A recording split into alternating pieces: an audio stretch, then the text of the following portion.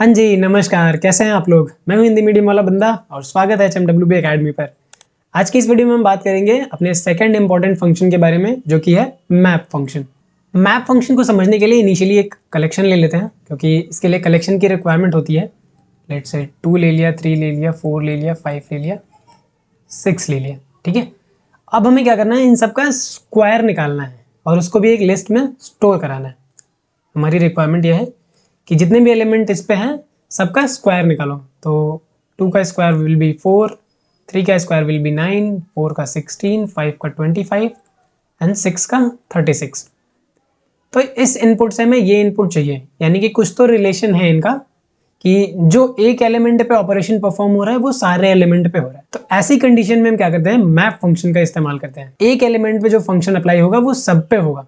तो मुझे क्या करना है, स्क्वायर निकालना है, 2 का स्क्वायर निकालना है, 3 का स्क्वायर निकालना है, 4 का स्क्वायर निकालना है, 5 का एंड 6 का। और ये सब क्या होगा, एक साथ होगा। अब मैप फंक्शन यहाँ पे इसलिए यूजफुल है क्योंकि ये जो मैपिंग हो रही है वो हर एलिमेंट पे हो रही है, यानी कि हम किसी एक एलिमेंट पे कुछ फंक्शन अप्लाई कर रहे हैं। हम चाहते हैं कि वही फंक्शन सारे एलिमेंट पे अप्लाई हो और अप्लाई होने के बाद जो रिजल्ट आ रहा है वो हमें मिले एज अ कलेक्शन। तो इसके लिए हमारे पास मैप फंक्शन के लिए दो इनपुट चाहिए। पहला तो फंक्शन चाहिए और दूसरा कलेक्शन ऑफ आइटम्स चाहिए। It makes a new empty collection, runs the function on each item in the original collection, यानी कि एक खाली कलेक्शन बनाता है और जो भी फंक्शन हम प्रोवाइड करेंगे वो एलिमेंट, हर एक एलिमेंट पे अप्लाई होगा एंड देन क्या करेगा, इस आउटपुट को इंसर्ट करेगा नई कलेक्शन में। उसके बाद ये नया कलेक्शन रिटर्न करेगा। ये मैप फंक्शन हमारा इतना काम करता है। तो आइए चलते हैं VS कोड पे और ये समझते हैं कि मैप फंक्शन का इस्तेमाल करके हम इस इनपुट को देके ये इनपुट कैसे पा सकते हैं। तो सबसे पहले हमें कलेक्शन एक डिफाइन करना होगा और एक फंक्शन डिफाइन करना होगा। फंक्शन हम लैम्डा फंक्शन का भी इस्तेमाल कर सकते हैं, नॉर्मल फंक्शन का भी इस्तेमाल कर सकते हैं, बट कलेक्शन हमारे पास होना जरूरी है। तो लेट से कलेक्शन का ले लिया नंबर्स। अब एक फंक्शन भी डिफाइन करना है। तो फंक्शन हम क्या कर सकते हैं, मैप के साथ ही लैम्डा फंक्शन यूज कर सकते हैं। तो डेफ स्क्वायर नाम का एक फंक्शन बना लिया एंड ये एक पैरामीटर लेगा x, रिटर्न क्या करेगा, x स्क्वायर। x स्क्वायर कैसे कैलकुलेट होता है, x into x. And now map function का इस्तेमाल करेंगे। तो पहले मुझे फंक्शन नेम देना होगा। फंक्शन नेम हमारा स्क्वायर है एंड दूसरा हमारा कलेक्शन है। अब ये क्या करेगा, नम्स नाम के कलेक्शन पे, यानी कि इस कलेक्शन पे स्क्वायर फंक्शन को अप्लाई करेगा। स्क्वायर फंक्शन क्या कर रहा है, हमारा x ले रहा है, यानी कि 1 लेगा इनपुट तो 1 का स्क्वायर रिटर्न करेगा, 2 इनपुट लेगा तो 2 का स्क्वायर रिटर्न करेगा, 3 लेगा तो 3 का, और सबको क्या करेगा, कलेक्शन में ऐड करके रिटर्न करेगा। तो मुझे क्या करना होगा, स्टोर करना होगा इसे कहीं।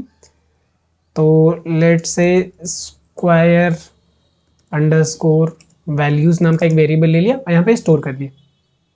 प्रिंट करा के देख लेते हैं कि हमारा ये स्क्वायर वैल्यूज में क्या आ रहा है। इसको हम करा रहे हैं रन। ठीक है, तो मैप फंक्शनैलिटी के अकॉर्डिंग ये क्या करना चाहिए, सब नंबर का स्क्वायर करके रिटर्न करना चाहिए, बट ये कुछ ऑब्जेक्ट दे रहा है। तो मैप हमारा एक ऑब्जेक्ट है। ठीक है, अगर इसको हमें डिस्प्ले कराना है तो इसको लिस्ट में कन्वर्ट करना होगा। लिस्ट में कन्वर्ट करने के लिए हमारे पास लिस्ट कीवर्ड है। ठीक है, ये हम आने वाली वीडियोस में देखेंगे कि कैसे लिस्ट आप इनिशियलाइज कर सकते हो, कैसे आप सीक्वेंस को लिस्ट में कन्वर्ट कर सकते हो, ये सारी चीजें देखेंगे। अभी के लिए समझो कि अगर कोई कलेक्शन है, कलेक्शन ऑब्जेक्ट है, उस पर अगर आप लिस्ट अप्लाई करते हो तो वो क्या करेगा, सबको लिस्ट की फॉर्म में कन्वर्ट कर देगा। तो इसको सेव करते हैं एंड अब रन कराते हैं। तो यू कैन सी यहाँ पे मुझे स्क्वायर वाली वैल्यूज मिल रही हैं। 1 का स्क्वायर 1, 2 का स्क्वायर 4, 3 का स्क्वायर 9, 4 का 16, 5 का 25 एंड 6 का 36।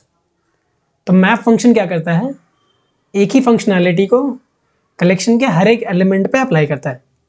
अब यहाँ पे मैं स्क्वायर फंक्शन का इस्तेमाल ना करके मैं डायरेक्टली लैम्डा फंक्शन भी दे सकता था यहाँ पे। तो स्क्वायर की जगह मैं लिख सकता था लैम्डा कीवर्ड, एक इनपुट लेगा एंड रिटर्न क्या करेगा, x इंटू एक्स। ठीक है, यहाँ पे आपको फंक्शन डिफाइन करने की जरूरत नहीं है, एनोनिमस फंक्शन भी इस्तेमाल कर सकते हो। इसको क्या करते हैं, फाइल को सेव कर देते हैं, रन कराते हैं and you can see output हमारा वही आ रहा है जो स्क्वायर फंक्शन डिफाइन करने पे आ रहा था। तो इस वीडियो में हमने ये भी देख लिया कि लैम्डा फंक्शन को एनोनिमस फंक्शन क्यों बोलते हैं, क्योंकि हम जहां चाहें इस फंक्शन को डायरेक्टली यूज कर सकते हैं बिना कोई नेम दिए। Got it? मिलते हैं नेक्स्ट वीडियो में, तब तक के लिए कीप लर्निंग, बाय।